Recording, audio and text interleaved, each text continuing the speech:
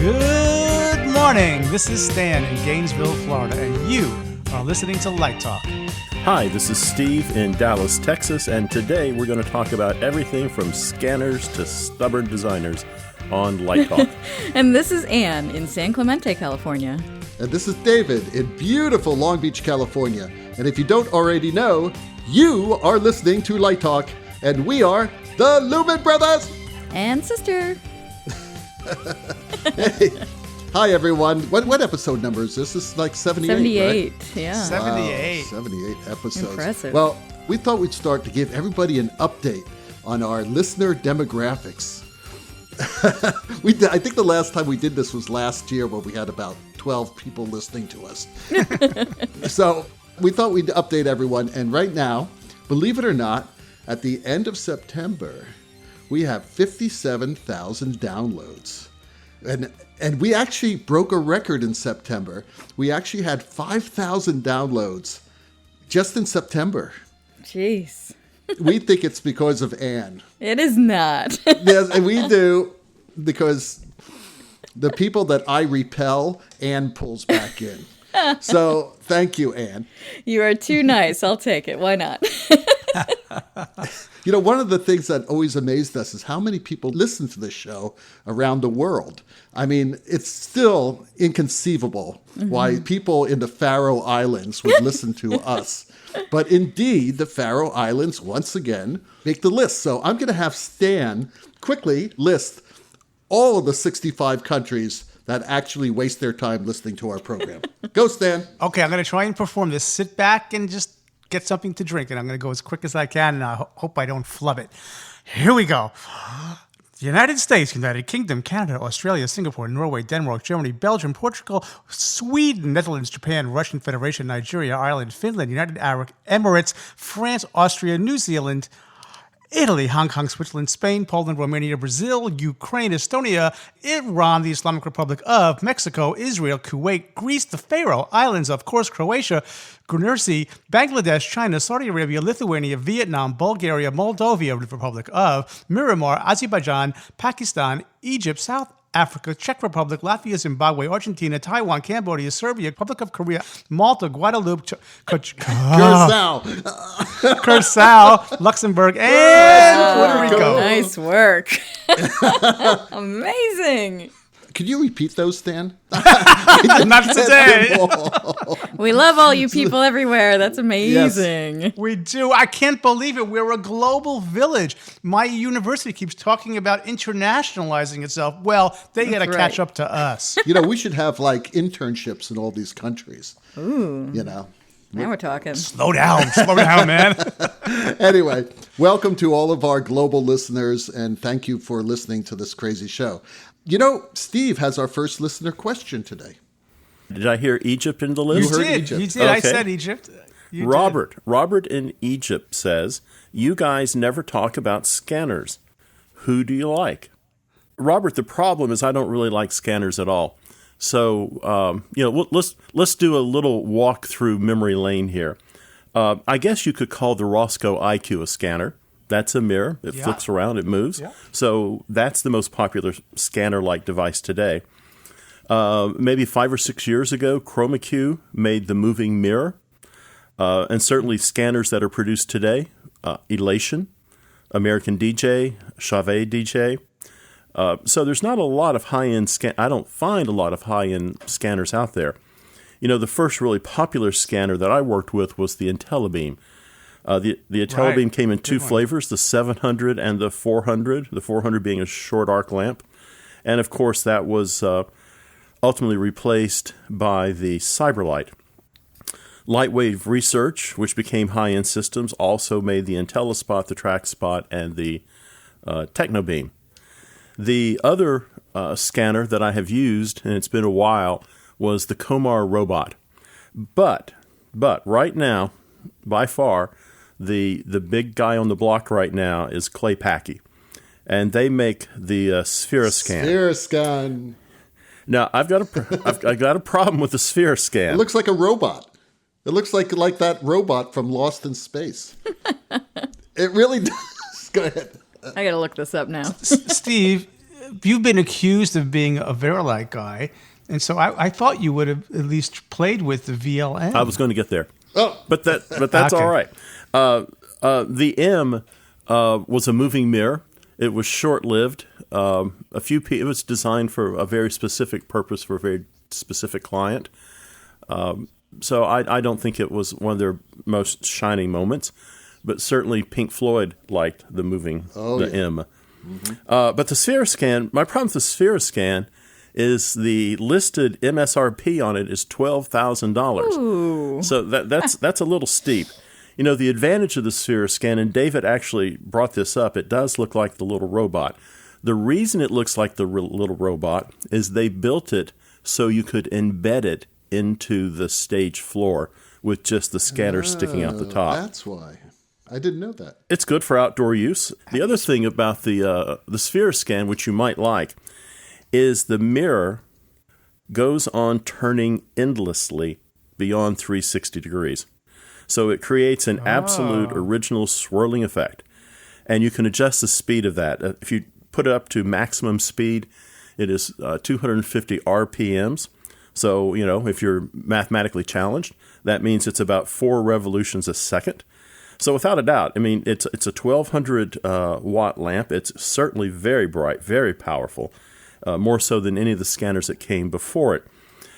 It has a 13 to 34 degree zoom on it. It's got a rotating gobo wheel with 6 gobos. It has a fixed gobo wheel with 8 gobos.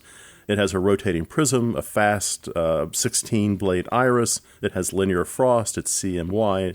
There's a 7-color wheel addition to it. So again, I think that's it. But I think scanners seem to me to have kind of gone to a very low-end product right now. No, David, have you used the Sphere-Scan? I haven't used the Sphere-Scan. I used a lot of scanners. You did forget the PAL 1200, which was a very large scanner made by Martin. I used to use the Martin PAL 1200 quite a bit, and it was a large light, a little larger, if I remember correct, than the Cyberlight, which I loved. And I love the Cyberlight. I still love the Cyberlight to this day because it has great gobomorphing. But my all-time favorite scanner is a scanner that was, I believe it developed in 1989 by a company called Chameleon. And you guys know what it is? No. It's the Telescan. The Telescan had a lot of stuff in it. I think it even had a film loop. Besides rotating gobos and all that other stuff, it had a film loop. And if anyone wants to see Telescans in action, go check out the DVD of the Live Genesis The Way We Walk concert. That concert was designed by Mark Brickman, and he has these Telescans on angled wires, and they track up and down, and they're used throughout the concert. You should also check out Mark's design for the Pink Floyd Division Bell Tour, which is on a DVD called Pulse. This is his famous design with the giant screen in the back. Yeah, that really narrows it down for Pink Floyd. And the huge arched proscenium. He uses like 36 of the Mark IV Telescans. They're 2,500 watts apiece. And he said that was the only light that could cut through at 90 feet. Yeah, there was a 90-foot throw there. So, you know, those are terrific lights, but they weigh a ton. They're about the size of a refrigerator. I am not kidding you. They have real thick bodies. So I love scanners. You know, they're fast, you know, but you are limited with the range because the mirror can only reach a certain part of the stage. It does, you know, it's not like a moving head fixture. I have a question about the PAL 1200 because when I think about it, I maybe I'm remembering incorrectly, but I thought it was one of the first fixtures I ever saw that had Shutters. That's right. Remote-controlled shutters. Did it? Yes, it had remote-controlled shutters. I'm looking at their website. It's actually there, and it does say internalized motorized 4-shutter blade framing system. I had never seen that before in my life. Yeah. That was the first time. The problem with the PAL 1200 is that, you know, once you hung them, you don't want to move them because they sort of fell apart. Oh, yeah. So they were real beasts. But do yourselves a favor. I'll post it on the Facebook page. Those suckers are huge. How about you, Anne? Have you used them? Yeah, in grad school we had a couple of Cyberlights and something else I can't remember, but it did take 2 or 3 of us to lift them and hang them. They are big. But, you know, they're great at box booms. If you put them on their ends, like you sit them up, sort of like the sphere scan. And they were wonderful box boom lights. I used to use them in box booms a lot. I do remember one, I was working in a roadhouse in college and I was up in a spot tower and there was one sitting on its end at the bottom of the spot tower and it caught fire while I was up there. That's fantastic. Yeah, so all was fine, but we took it outside and sprayed it down. But I don't have much. I don't use scanners that much. Mostly I work in theater and I do agree that they are faster than moving heads, but I find that, like Steve said, there aren't that many high-end ones, and I find I can do what I need with moving heads rather than scanners, with the exception of IQs, which definitely in smaller spaces I recommend because it really helps you when you don't have follow spots and things like that. I did use a bunch of cyber lights on the one industrial show I ever did, and man, they were awesome. And particularly for like fast changes and really real drama, I just really enjoyed them. But they were heavy. I didn't have to lift them. When I used to work as an architectural lighting designer for Bose Lighting Design in Houston, Texas, we did a lot of high-end million-dollar homes for usually athletes. And I once designed, the athlete wanted 2 cyber lights in his hallway. Wow. So we actually put 2 cyber lights in his foyer.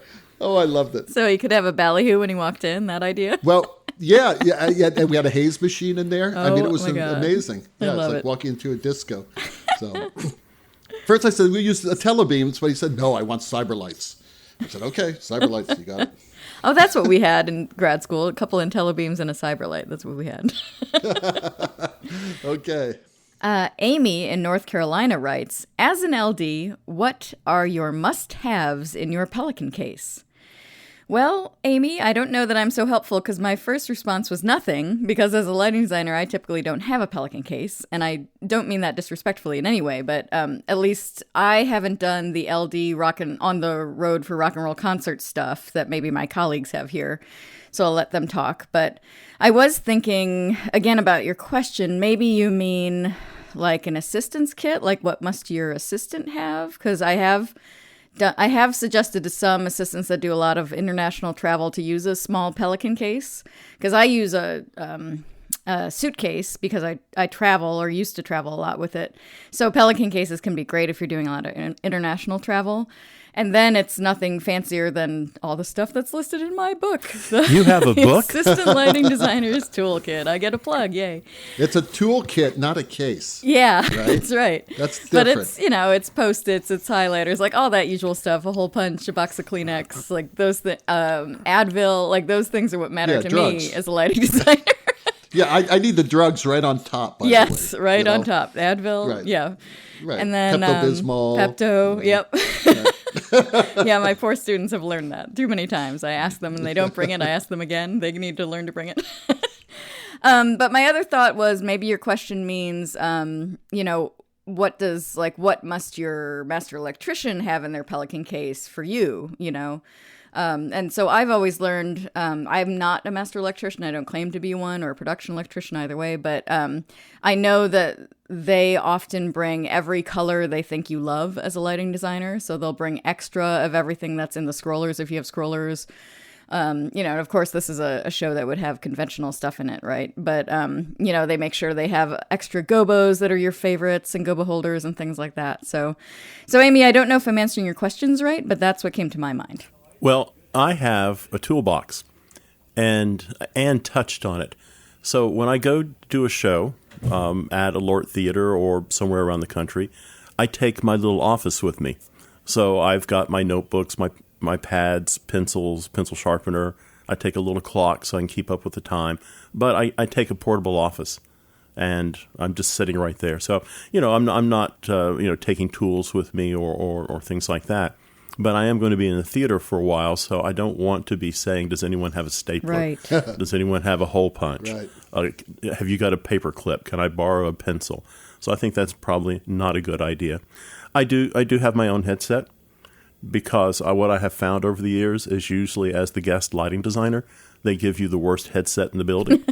So I would say with Steve's answer, if I don't have an assistant, then I do bring one of my mini kits that has all that stuff in it. So if you have an assistant, do you also have them read your book? Oh, yeah. Oh, Oh, yeah. And I know when they haven't, and I know the things they've forgotten. So, yeah, I say go back and read it again. Just because I wrote all that down for a reason. So I think it helps, and I always suggest they don't have to be the top assistant right away because often they're learning if they're one of my students. But I recommend that they read it because it's like day by day stuff and things like that. Like there's a whole appendix with hundreds of things that should be in the assistance kit and stuff like that. So yeah, I find it useful. Eve in Oregon asks, I heard about multi-console networks. What are they and why should I care? Well, I'm sort of dealing with that myself right now. My institution, we are now completely networked, and there's a really nice bobblehead Fred video about lighting networks. I'm going to put it up on the Facebook group for next week. But apparently, the great thing about it is all your consoles can be interconnected. You can be using two consoles at once to have one person programming moving lights, one person programming conventionals. I use it to run our exterior lighting on our building. We've got a PC sitting down there with a Nomad on it, and we run show control. And I've also realizing too is that you don't really need a light board to run a show. You just need a light board to program a show. So if you're running, there's sort of ways to use the network to do that, sort of like what theme parks do. So I think all of us are in this networked world, and getting our heads around how it works really matters. In fact, the whole world's is getting networked. So in a sense, I've only worked with one. I've only worked with the ETC net, but I'm getting used to it, and I think we all need to learn about it. Have you guys used any networks? I didn't have much to say. I just would say that I had used them when we were doing, I think it was Wicked, and we had projections on a Grand MA and lights on a Grand MA. Everybody was sort of networked together. And it was sort of a new thing at that time, but it was great because then you could have different worlds. So lighting had a world and projections had a world, but you could choose to be sort of programming them separately, and then you could tie them together when you hit the go button, so that was kind of nice. Yeah, we did a show 2 years ago where we used these automated follow spots, the ones that you remote control, and we had a GO and an ion. And on the ion, the designers determined that all the follow spot cues will be the point cues between the whole numbers. And so as we were going through the show, the lighting designer was doing their work with their programmer on the GO, and the spotlight designer in this case was working with another programmer on the ion, and they were networked together. So all the cues were going in at the same time into one show file. And in fact, another use is my light lab, for example, runs a Nomad, and I don't have a thing with encoders in there.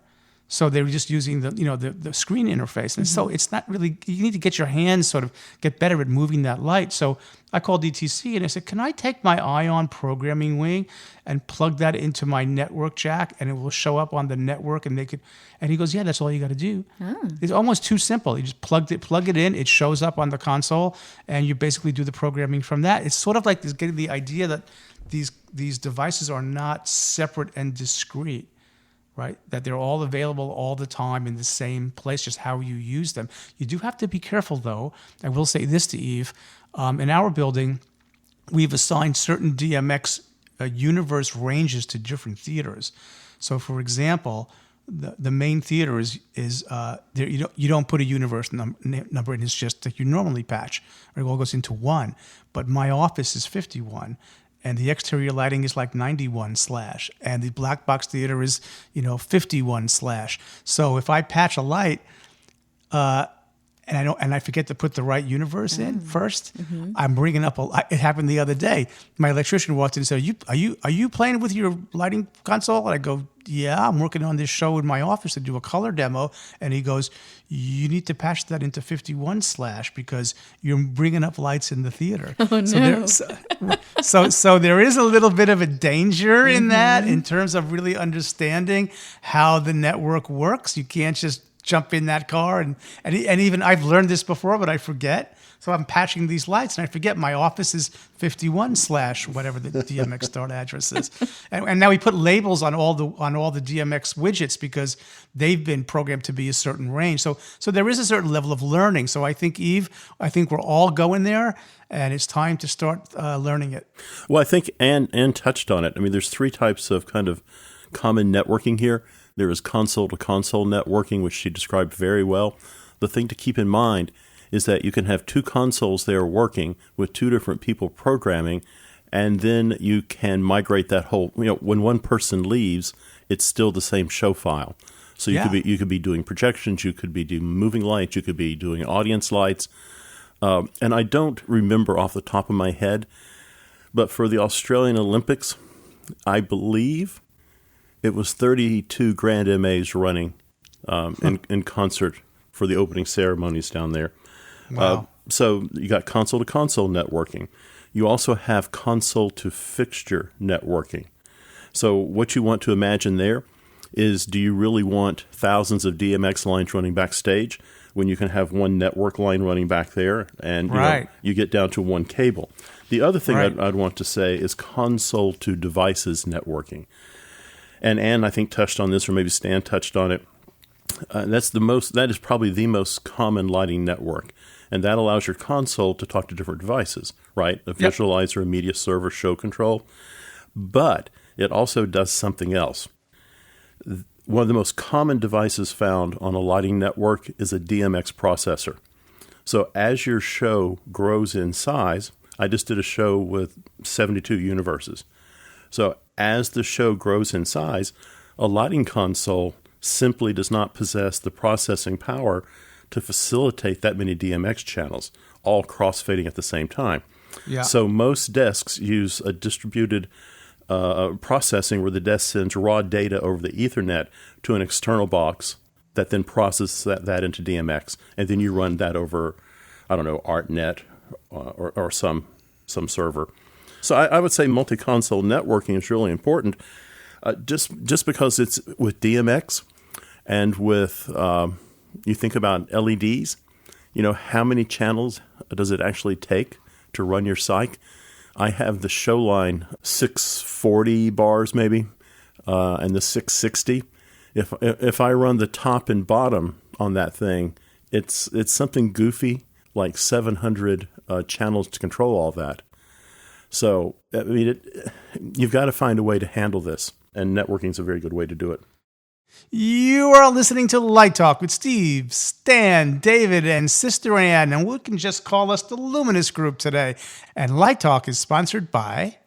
Well, it's been a while, but Pet Sweat of Japan is at it again. It's 2 a.m. The show is over, the truck is packed, and you are hungry. But what to do?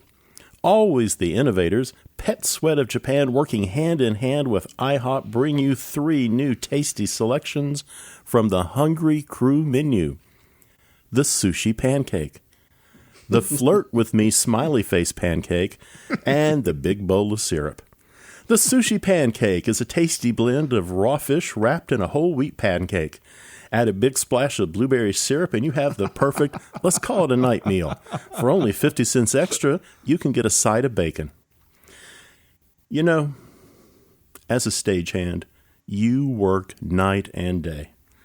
You never have a free weekend. Let's face it, you have no life. Where's the romance you long for? Perhaps you need to try the Flirt With Me Smiley Face Pancake. Order a stack of 3 tonight and start your speed date.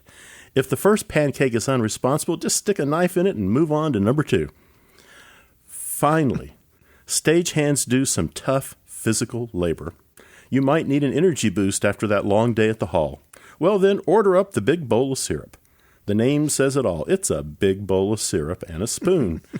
Not so hungry? It comes in cup size too. In a rush? Get it in a to-go cup with a straw. Pet Sweat of Japan and IHOP. Always something good in the kitchen. Big bowl of syrup. Oh, boy. Do they have a sumo pancake? All right. The sumo pancake. Now, back to Light Talk. Okay, for today's Let's Talk About segment, someone asked me the other day, very casually, I think we were in a car driving somewhere. Was it a Tesla? No, we were not in my Tesla. Oh, and speaking of my Tesla, Where's the pig? well, there's a real problem because Elon has just been charged Elon's in trouble. Yes, he is. Elon may be going down, so my Tesla may be worth $37 in a few months. You may not be able to get a spare battery, David. But unless you paid cash for that sucker, once they bankrupt, it's yours. So I don't think I'm going to be working for SpaceX anytime soon.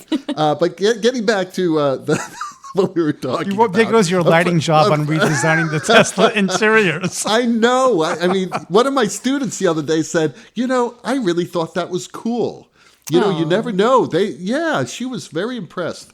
But it looks like it's not going to happen. But you could do it for free. Like you said. I could do it to my car. I'm going to just hang some flashlights in the There damn you go. thing. Right? And go. Anyway, we were talking about what happens when you go out and do a show and the house equipment sucks. Well, that was blunt. This usually happens when you're working in a theater you've never worked in before. Because when you start working in theaters, after a while, you know that the house equipment may not be the apex of equipment, and you'll be able to expect it and adjust for it. But sometimes the electricians don't exactly give you all the right information. In most cases, this does not occur because they will say, oh, by the way, forget about using anything in the box booms because the light travels 20 feet and stops. That's not a good light.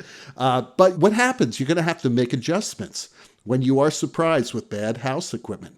So, guys and gal, I'm here. have you ever experienced anything like this? And what sort of adjustments do you have to make? For me, it's not so much that the house equipment sucks. It's that they're not right for the photometrics, or the front of house is all the wrong photometrics. Yes, they're like 50 degrees, right? Yes. So lighting designers out there, if you don't know photometrics, please learn it, because that is the key to your entire career right there. So if your high sides aren't bright enough, it's because you didn't do your photometrics right? But I found that, you'll go into a house and, yeah, like you said, David, it's like a regular 300-seat proscenium, and it's got a bunch of 50 degrees, or it's got like 10 26s and everything else is 50s or something like that. Well, of course. And it's terrible, so you have to double up on your fixtures a lot. That's what I'll do. Like if it's going to be too dim, like say it's supposed to be a 19 or a 26 from the front of house, and you have just a bunch of 50s for some sort of texture wash or something, I'll put double 50s going to the same area, so then you're doubling the lumens, and I guess cut it down. Wasn't it Theron Musser who always said, if you're using shutter cuts, you haven't done your work right? So sometimes you have to punt if the equipment isn't right, because we don't always have the luxury of renting from a rental house or something. But I think it's just making the best of it and being a good sport about it. And the best thing you can do when you're at Focus, because you're going to feel nervous about it and you're going to feel like, oh my God, this is never going to work. Because, by the way, you feel that way anyways when you're at any Focus. But especially if things aren't working. And the best thing you can do is be a good sport about it. Be like, oh yeah, these weren't right. Oh, here we tried this. Let's see if it works. The worst thing you can do is bash the house and bash the equipment and bash whoever made that plot that you're working off of, because maybe you're using part of the front of house, because it might be the electrician standing next to you. So you want to be gracious, and through, later interactions, maybe you can throw in a little bit of education here and there. You can say, actually, what I would have put there is maybe not 50s on the booms. I might have chosen 36s because they're so much brighter at center, and, that kind of thing. So you can kind of throw that in without being a jerk about it. So I think the best thing to do is just find the best solutions you can, and then just be gracious. And maybe the second time around that you're working there, you can make some sweet adjustments that are kind of careful and work well without insulting a lot of people. Yeah, I totally agree. I mean, doubling up happens a lot, I must say, when I hit a house like that. I normally, when I do a show, I normally have straight on front light from the Cove, just going across, in areas and nice wash, but being able to isolate areas. And I usually do a warm and a cool, if I don't have a color changing system up there. And sometimes I've had to pull all the cool color out or go to a whole new color and just double up. And the key, though, I think, is being able to think fast and make adjustments fast and not panic. Don't panic. You can always get out of it. And, this whole box boom thing, because I've showed up at houses and the box booms were just a disaster. So what I do now is I just rent 2 more movers. And I put one in the stage left box boom and one in the stage right box boom. And I don't have to focus all those lights, and I can make any colors I want and have incredible amount of flexibility. That is my insurance policy for bad box booms. And I've been doing that for about 20 years now. It's in your Colorado rep, your Central City rep. In my Central City rep, I've got 2 movers in each box boom. I just tried that on a show, and sadly, the infrastructure wouldn't take moving lights in the box booms, and I was very bummed, and I regretted it through the whole show. Silently, to myself. Mm-hmm. So we have a question from Max in Spain. I'm looking for a job as a lighting designer outside my own country. Do I need a diploma in the USA to be taken seriously? Or is good work experience enough? No diploma needed. Well, I disagree. And I'm going to tell you what the federal government says about it. Whoa, the feds are coming. So, Max, if you want to work in the United States, and you can check this, there's a site that tells you the requirements to work in every country in the world. So if you want to work in the United States, you need one of 3 things. You're going to need a permanent resident card, which is also known as a green card. You're going to need an employment authorization document, and that translates into a work permit. Or you're going to need employment-related visa, which allows you to work for a specific employer. And that might save you right there, that third one. So if you have a green card, you automatically have permission to work in the country. If you have a green card, then you're probably going to be working toward getting U.S. citizenship. And once you get U.S. citizenship, of course, you can work. Now, you're a foreign national, so you're going to have to obtain a work-based visa. And it's going to have to be sponsored by a U.S. employer. So, for example, the most common is called H-1B, and that's for specialty workers, which is what you would be. The other that might help you is an L-1 visa, and that's intra-company transfers. So if ETC has an office in London, and they want to move that employee to the United States, that employee is moving from one location inside that company to another location. So that's an L-1. And for all of our friends in Australia, you need an E3 visa. Now, to get to the point about whether you need a diploma or not, though it's going to depend on your skills and your nationality because we have quotas. All countries have quotas on the number of people who can come in and work, and this is to protect the indigenous workforce. So, if you're U.S. educated, foreign national, with a bachelor degree, that puts you on the lowest category of having favorable employability in the United States. If you are a U.S. educated foreign national with an advanced degree, that like triples your chance of being allowed to work in the United States. So just getting here to work, a diploma is going to make a difference. Is it going to make you a better designer? Maybe, maybe not. But when you start looking at governments and how they allow people to come into a country and work, an advanced degree is going to make a big difference for you.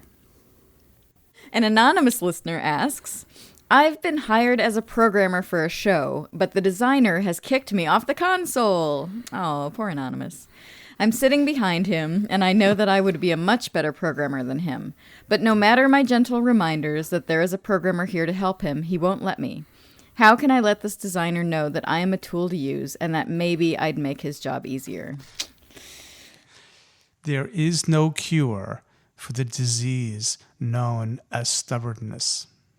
Yeah, I think that designer's just used to working that way, and he might be more comfortable that way. He might believe he's faster that way because then he doesn't have to talk to you as much. There's no I don't know. I am a big believer in having a programmer because I find that takes too much time, at least in my world, to look at the stage, look at my magic sheet, type the things in, look back at the stage. It's a lot of... You're taking your eye off the target. Yeah, exactly. But so I always want a programmer, but there are many designers out there that like to program their own. And they're not union designers because, or if they are, they're choosing to work in places that they can program, because in a union house, you can't program. So I don't know. I don't think there's much you can do, Anonymous. Maybe the guys have something else to say, but I just feel like you said gentle reminders, which is what I would have suggested. Like perhaps at a low stress time, you have a conversation like, hey, I have an idea for how you can do that effect, or, things like that. But I think if you've tried a few times and nothing's happening, then just sit back and earn your paycheck. Yeah, I mean, the only thing I can think of is like whoever hired, probably there's an entity who hired the designer and who hired the programmer, and that person holds both their paychecks. So perhaps that person could say, hey, I hired A to program and I hired you to design. Now, would you both please take your appropriate roles?